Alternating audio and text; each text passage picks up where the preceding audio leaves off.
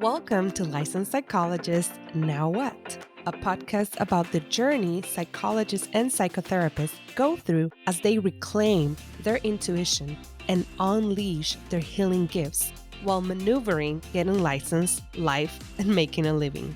And although this podcast host and many of the guests are mental health professionals, the information provided is not meant to be a substitute for being diagnosed and treated by a licensed mental health, medical, and related professionals, or for supervision and/or consultation purposes.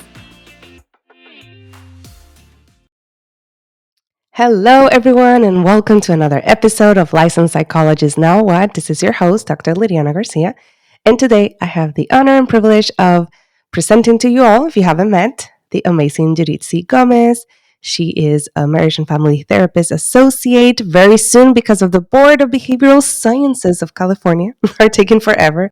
Very soon, hopefully licensed. Welcome to our show. Thank you for having me. I'm so excited. I've loved all of your episodes with the other guests that I've listened to, so I'm excited to be here and to share my story. Thank you. I've been enjoying one of the pieces that I've on my side is that I'm also being fed. This is like the regenerative piece of it. It's like I'm being fed with the amazing stories, the resiliency, and how all of you are overcoming and inspiring me and others to keep on going. Because, it's like there's a saying in Spanish, como que, aquí estamos en la lucha, like we're here. Because that's all we have to, It's like, otherwise, you can rest and all that, which is great. And at the same time, it's like, okay, then you stand up and keep on going. There's no way necessarily to go backwards or something unless you're resting. So, okay.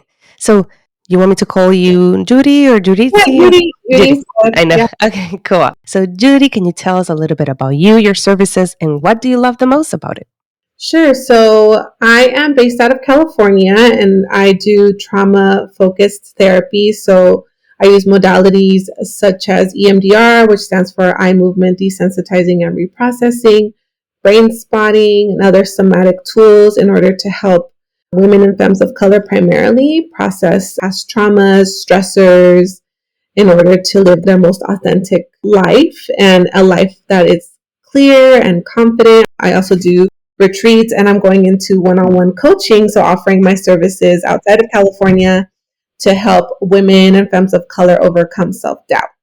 So I'm super excited about that offering because it's a lot more creative and a lot more open in terms of what I can do and what I can offer, and I'll be talking about that a little bit more. Yes. And I don't think that episode, when this episode comes out, that one would have come out, the one that I interview Kate Latley about coaching services. So can you share with us a little bit more? How do you differentiate those services?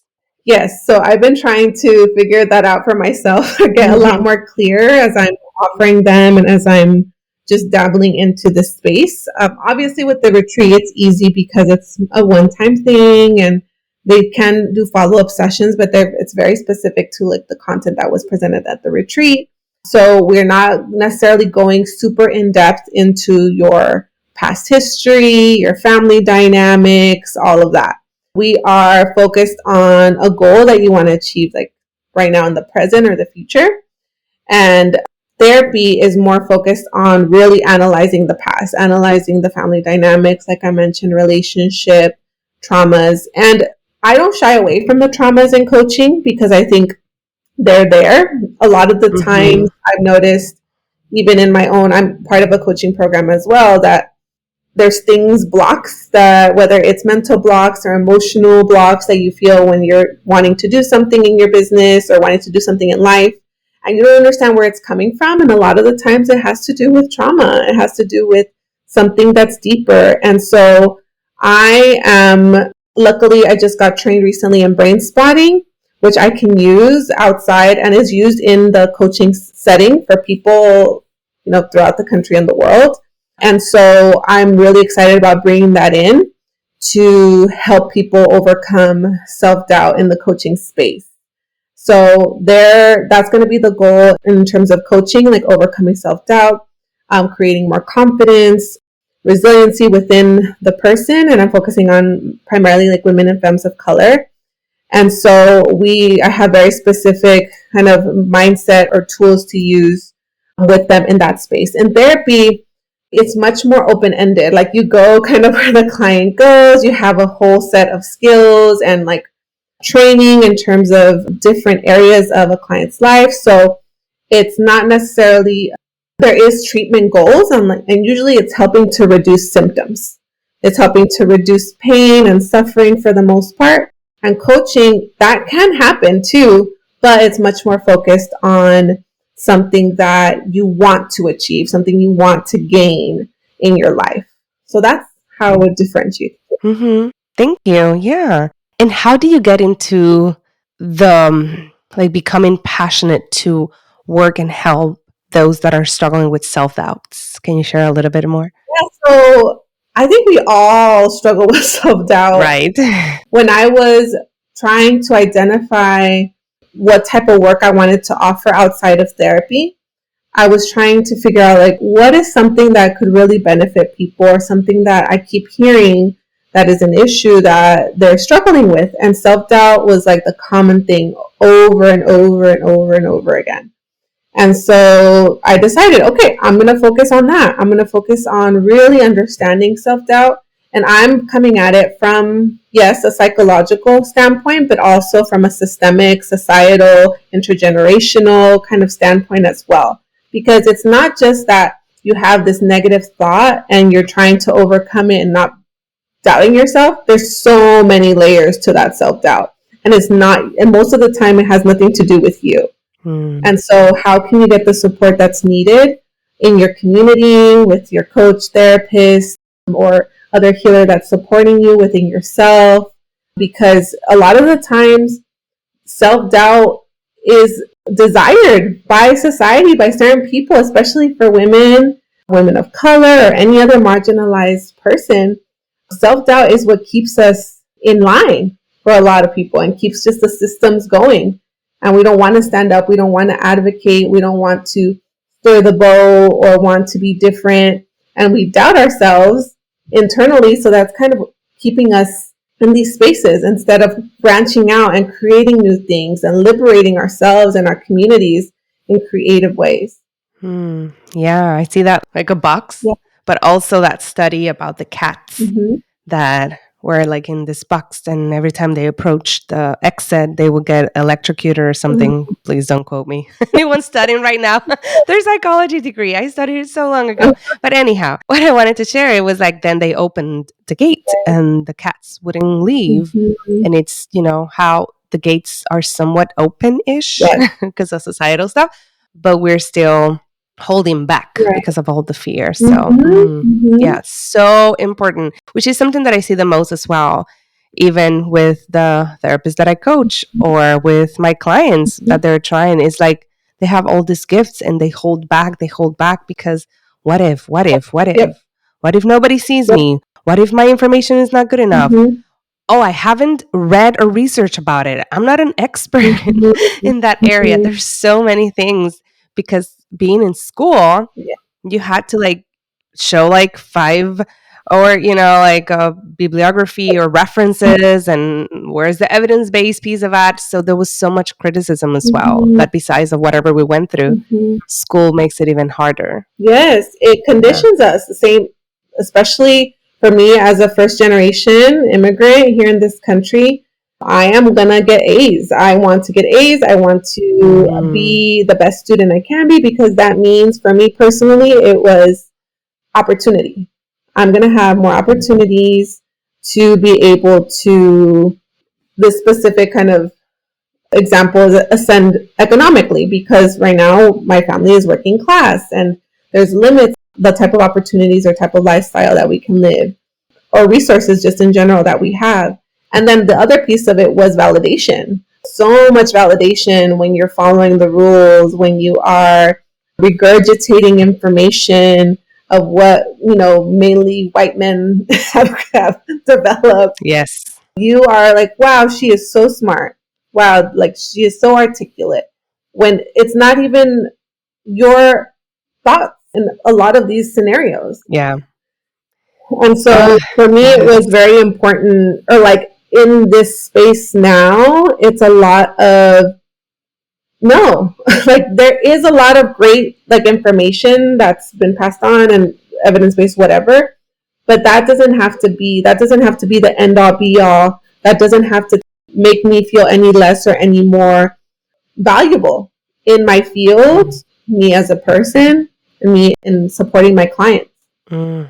This is so important. I bet a lot of the listeners right now are like, yep, yep, yep. And do you remember the time that you kind of, I don't want to say open your eyes, but kind of realized in a way that those A's or just Mm-hmm. following those rules was not getting you to make more money or Yep. the validation stop? Like, do you remember a time? Yeah. Yes, it's after getting out of school. After getting out of school, especially going into entrepreneurship, so much because there's no one validating you. And Yes. the validations are so superficial because it's money, it's like conversions, it's all these things, and you're like, wait, what? Like I have to put in all my feelings, all these metrics.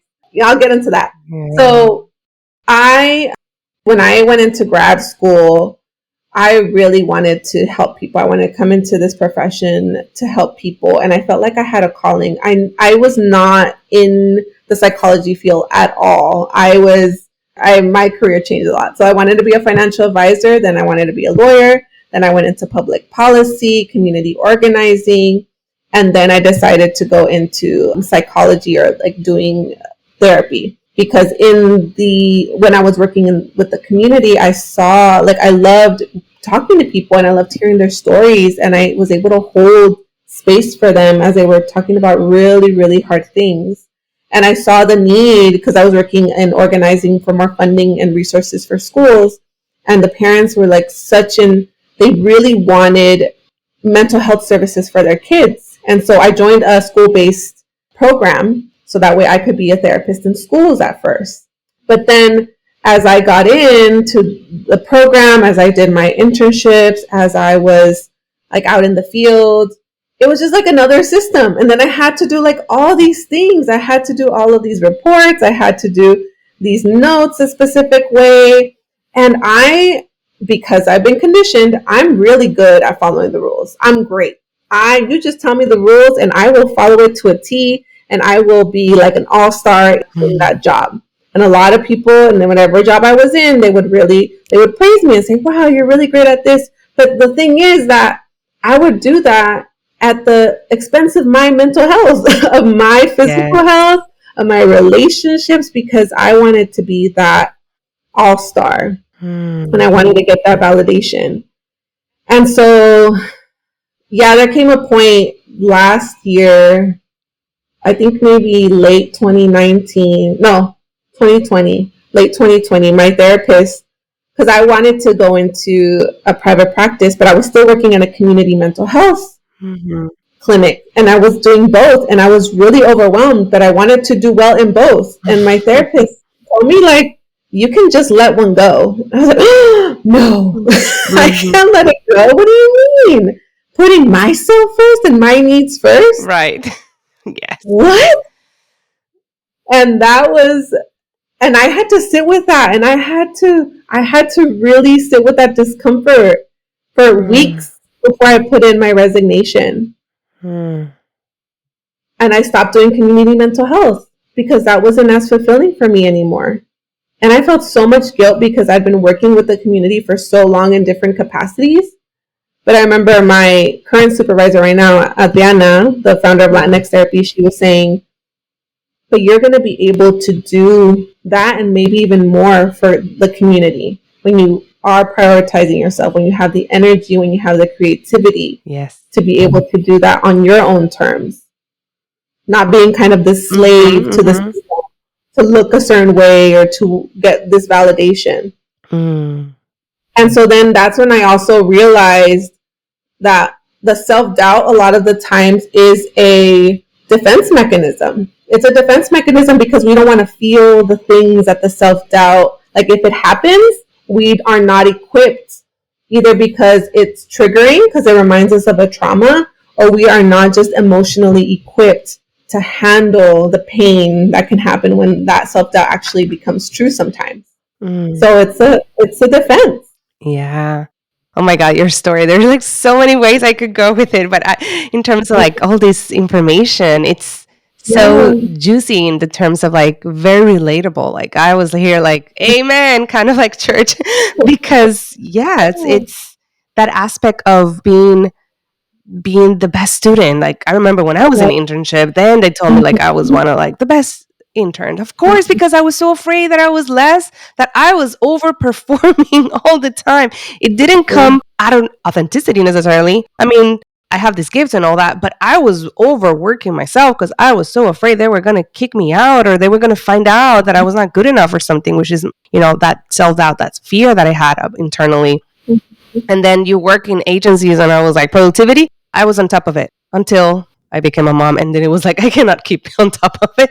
This is ridiculous. But yes, it's Yeah. like they take advantage of us so much. And a lot of us get all those, best employee, keeping the productivity up to what expense. And when you mention, in terms of all these ideas of growing up and wanting more opportunities, if you were the best student, the best intern, the Mhm. best employee, that was also Mhm. provided by your parents, I'm assuming, because that was provided by my parents as well, right? Because that's what they believe. They came and they made all the sacrifices for you to get more opportunities. So it was a word that you would hear a lot.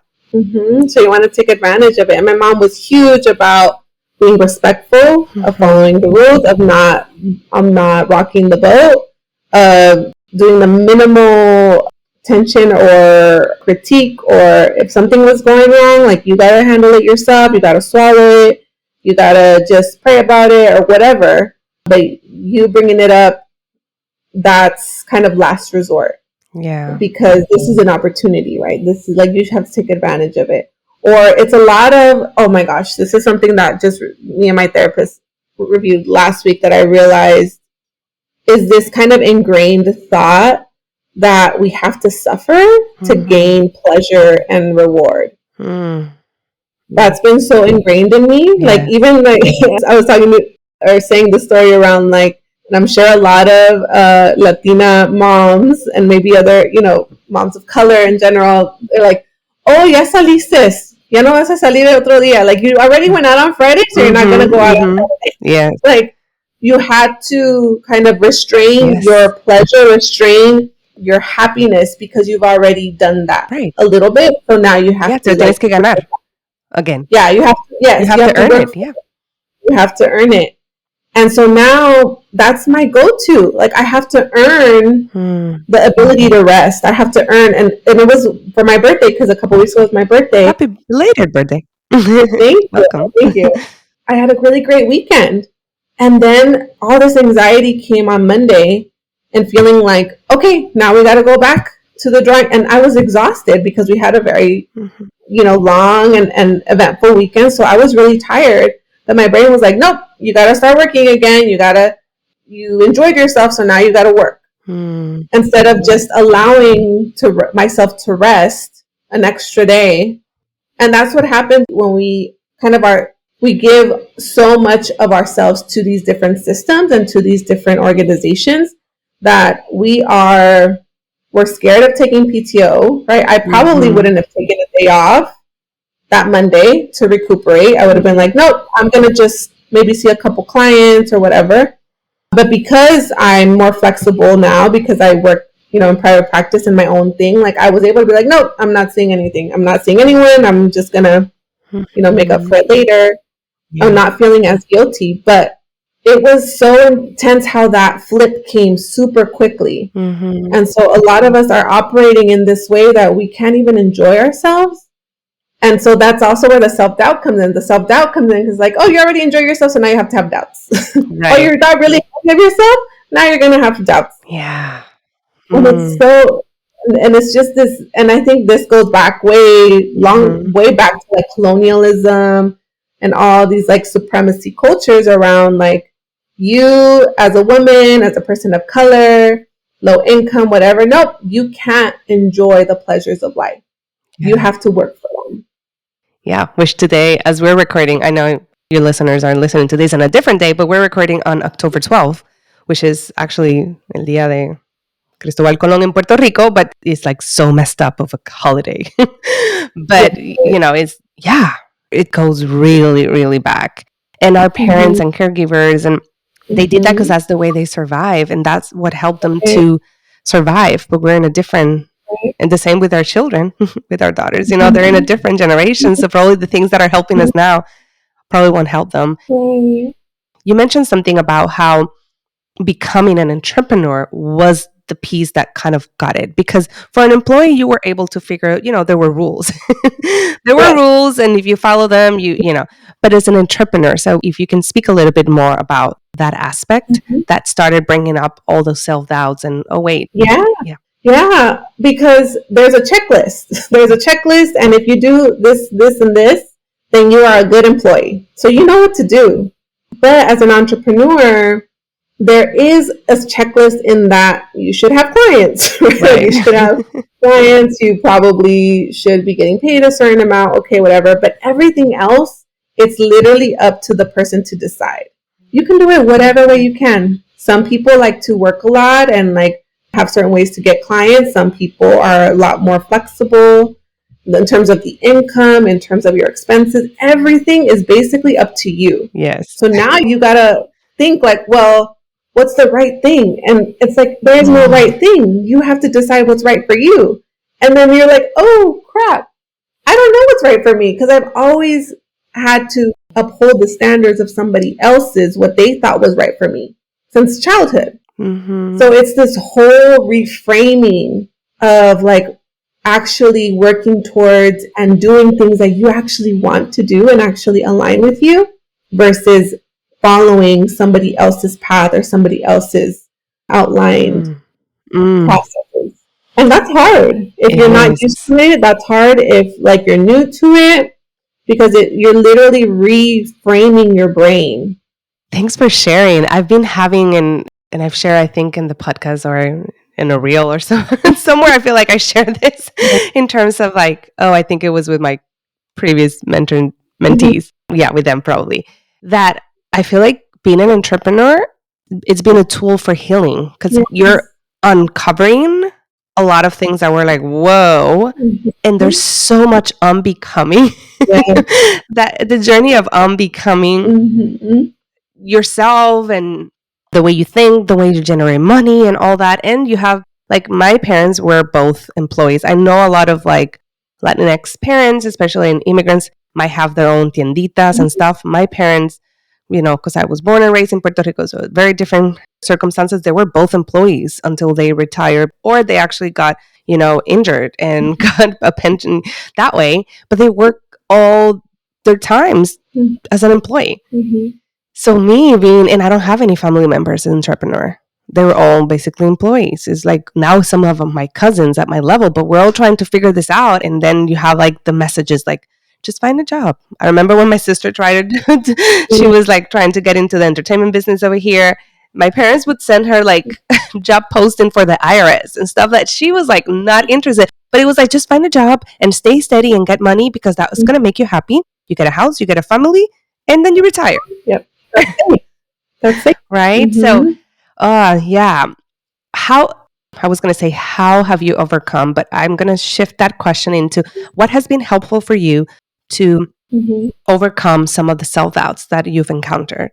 Well, going into my traumas for sure, processing trauma, because an example that I would share in terms of this, my entrepreneurial journey, is that this whole notion of like, what are people going to say about me? Like, what are people going to say? What are people going to say? And I know that a lot of people struggle with this one. What are people going to say?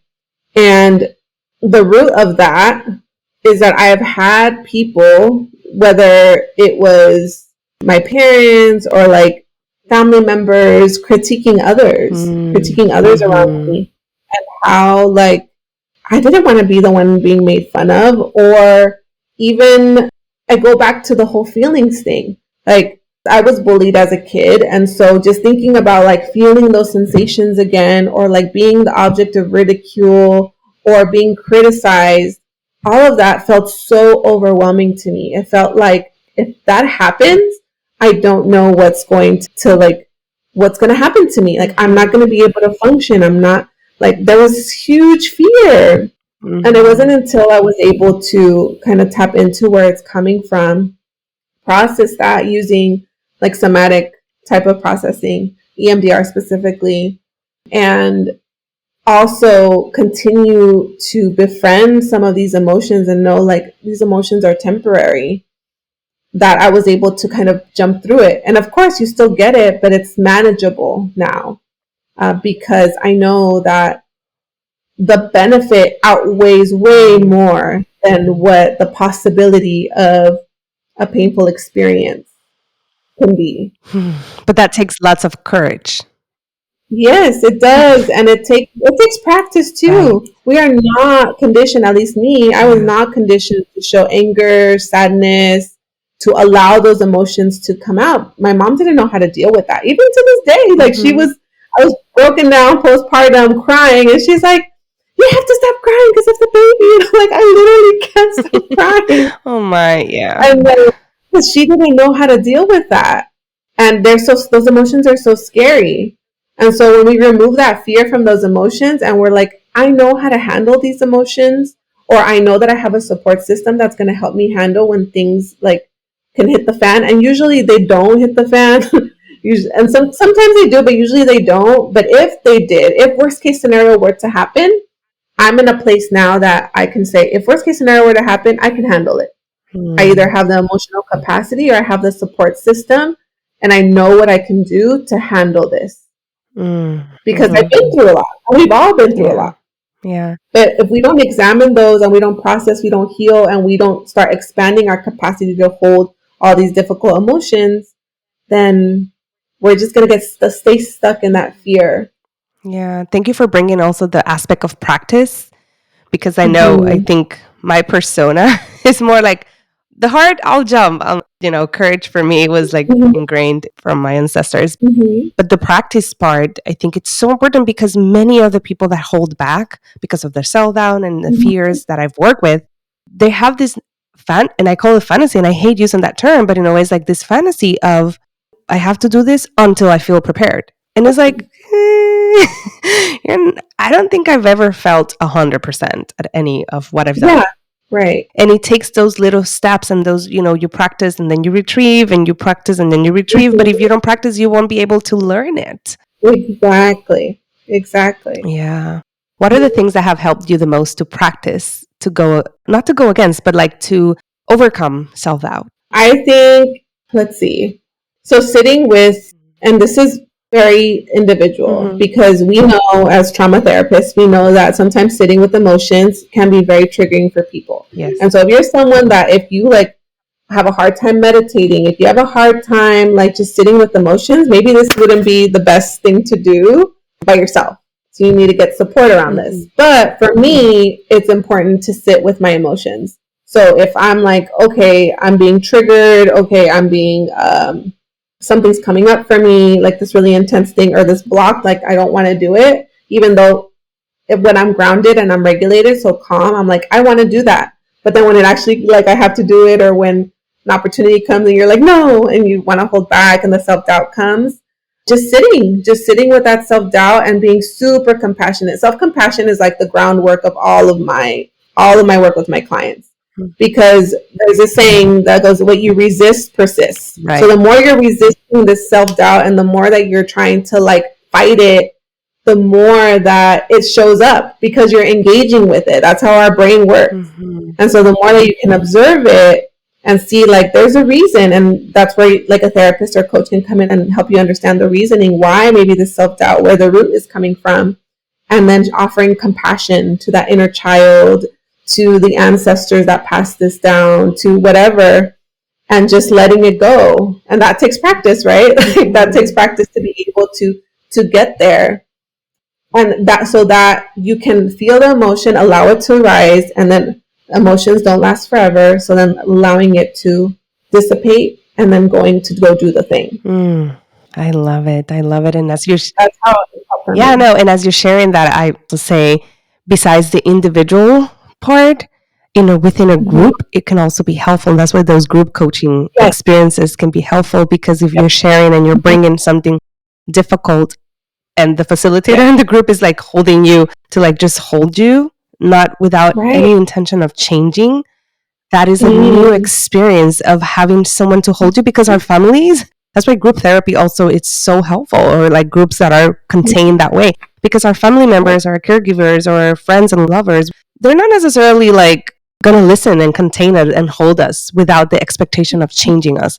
Like, stop crying, or don't do that, like forget it, like put it in the past, because they're also getting triggered. I mean, there's so many things that could happen, but being in an experience in a group that you can cry, and that nobody's like standing up to give you the tissue or interrupting you or hugging you right away necessarily, or just holding it and you to feel it with the support.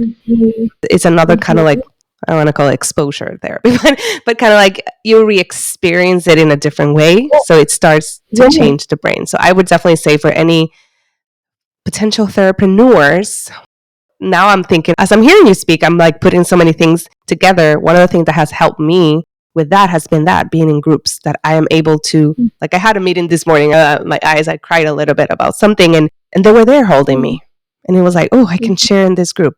I can share here. And then I asked, and they gave me some guidance. So, and that's how our ancestors used to do it. Yeah.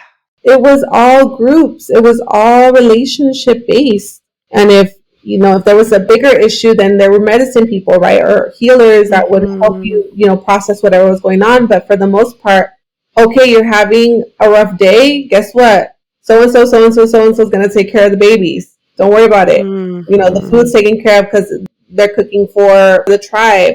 There was all these coping and like support systems and things already set up into our tribes and into our system.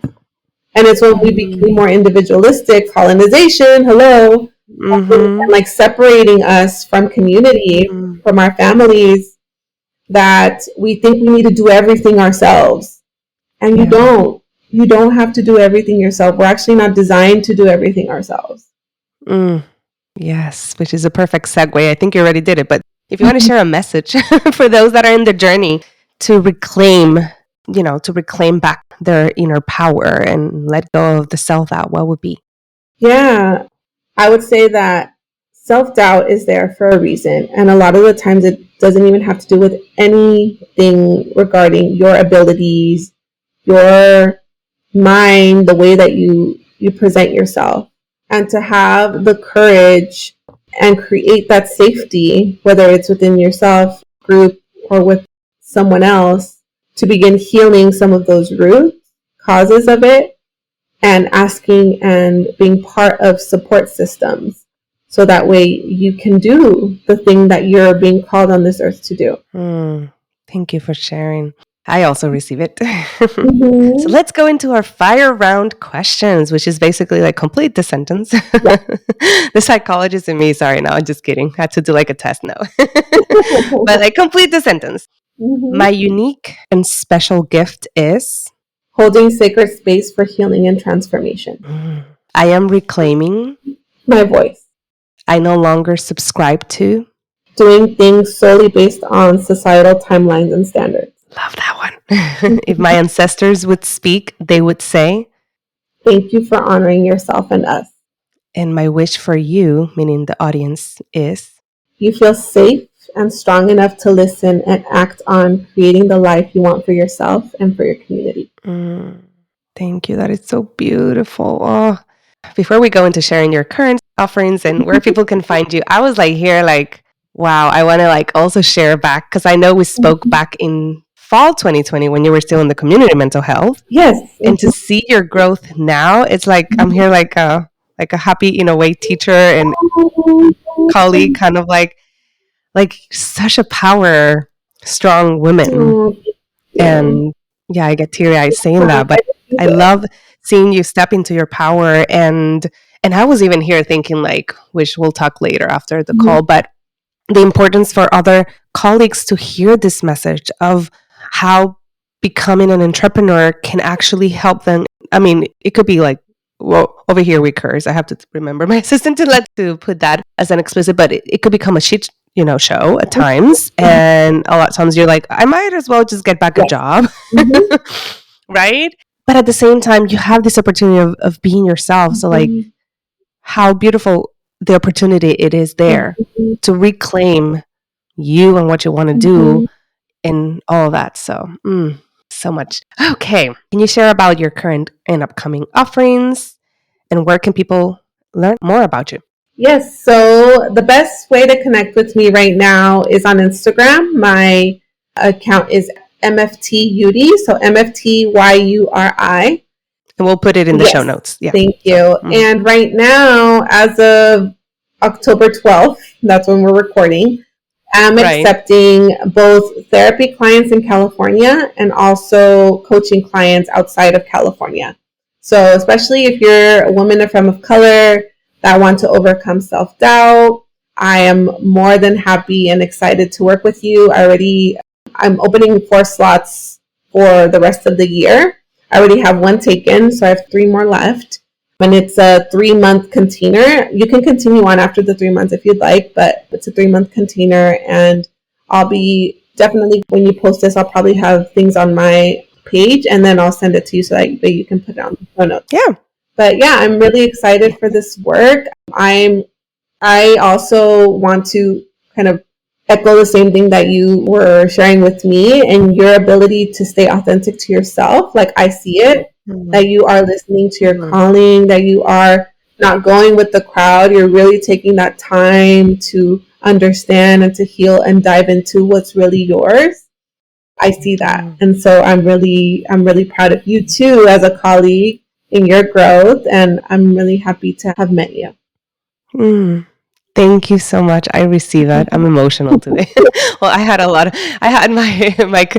part of a container and I had the cold this morning and but your words were so beautiful as well. So I received that and thank you so much. And for all the listeners, yes, look at the show notes. And my ask for you is if you like to have more of these interviews, to like, subscribe, and rate and share it so that way we can get our word out more. And I am so happy that I am able to, like, I feel like on an honor seat here to be able to be interviewing all these amazing guests and including Judy. So thank you so much, Judy. I was gonna say it it wasn't in a gringo way. Why? Thank you so much, Judy, for being in, in our show. And I look forward to hearing more and even down the road collaborate and something, for those entrepreneurs to take that leap of faith because it a lot of times is holding Yeah. back self-doubt and many other things. Mhm. So thank you everyone for listening. We'll see each other in the next one. Thanks for listening. Licensed Psychologist Now What? To make sure you don't miss any episode, make sure to subscribe via your favorite podcast player and to join our email list via our website. Lastly, I will appreciate if you would rate and review our podcast to help us reach more folks that can benefit from the information provided here. Until next time, bye-bye.